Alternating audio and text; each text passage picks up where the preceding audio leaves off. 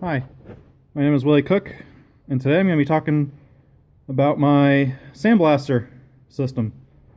I guess I can call it Madusa considering all the lines that hang off of it, and it likes to shoot stone at high velocity. Ha. This was a old-fashioned water heater tank. It was pressure tested at well over 300 psi. We're only running it at 125. If you don't believe me, just look at Mythbusters. Anyway, we have our air pressure gauge right here. Right now it's about 125, 130, somewhere around there. These are where all the compressors hook up.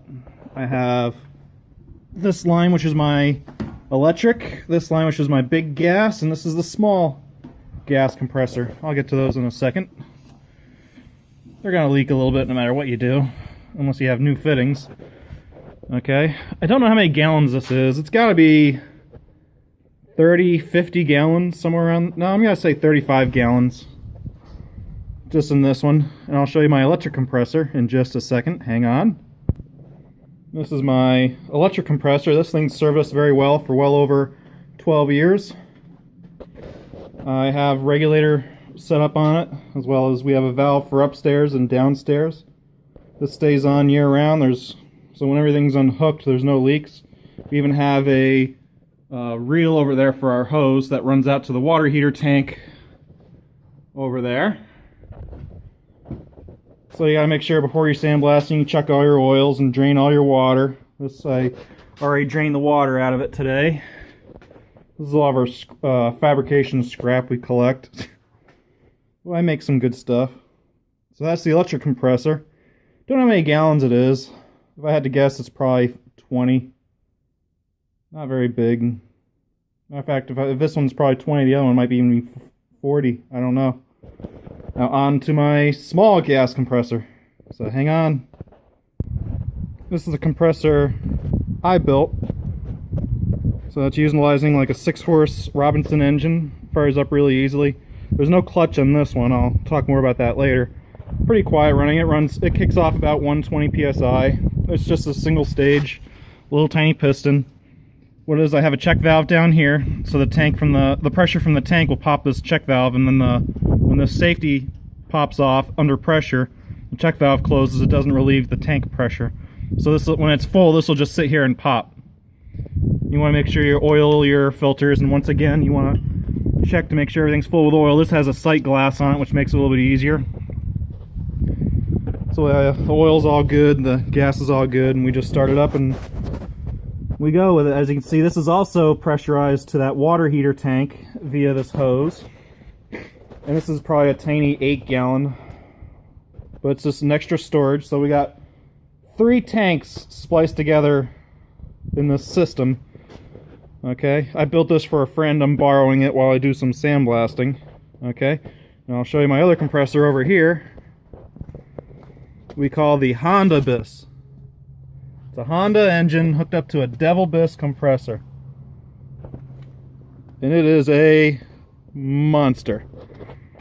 I actually cut a muffler in half and put a foam filter in here to filter the air that's going in. It's a giant 2-stage. I mean, look at I can put my hand on top of this thing. You can see how big it is.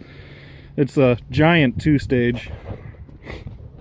So yeah, to say this is overkill is an understatement. I mean, that's a, what was it, 4-horsepower Honda engine, and it just dwarfs it. Yep, 4 horsepower, and it just makes it look tiny. This thing's gone for many hours. Matter of fact, this motor we only paid $35 for 7 years ago, and we've run it and run it and run it. The only thing to ever give up was the muffler, but it still runs regardless. And we have a nice manifold up here. This is this is a check valve that goes to a tank. We open this as our dump valve when we're not using it, and this is our pressure relief. So once it gets up to pressure, this will pop. This is adjustable. It's got an adjustable spring tension on it to be compatible with various different types of compressors, because we don't want this filling up a compressor up to say 130 psi when the compressor is only rated for 110. So that's why this one is adjustable. So all these hoses for all these compressors hook up to that big tank. I have a valve on every single one of them down there, so I can open and close them. And then that comes out through a water filter. Comes down to this long hose all the way out to my Sandblaster, so hang on. This is a Harbor Freight Sandblaster that's been used and abused and cobbled back together and used and abused some more, and we've used this quite a bit. Matter of fact, I did my Simplicity sandblasting for using this Sandblaster. We've got a lot of use out of this between me, my dad, and my brother. Matter of fact, I forgot to mention my dad built that big Honda Bis compressor. And these are the rims on the sandblasting table right now. This table doubles this for sandblasting and paint. Nice thing about these rims and why I'm going to restore them is because the valve stems are actually on the inside. So I can put hubcaps. On these. Same with these rims. These rims have the valve stems on the inside, so it'll be a little easier for me to get air in them when I have wheel weights on there. So these wheels are going to be really nice. These actually came off at Craftsman. I was kind of surprised. Never seen another Craftsman that had valve stems on the inside except for that one, and I've bought 7 of them. So I'll probably put a video up once these are done. But yeah, I got a lot of hoses. Let's count them. This ought to be interesting. We got 1, we got 2 hoses going outside. Then we got 3, 4, 5. 5 hoses all together, hooking everything up. So I'm gonna stick with the name Madusa. I think that's pretty fitting. So if you like the video, make sure you give me a thumbs up. Thanks for watching. Have a good day.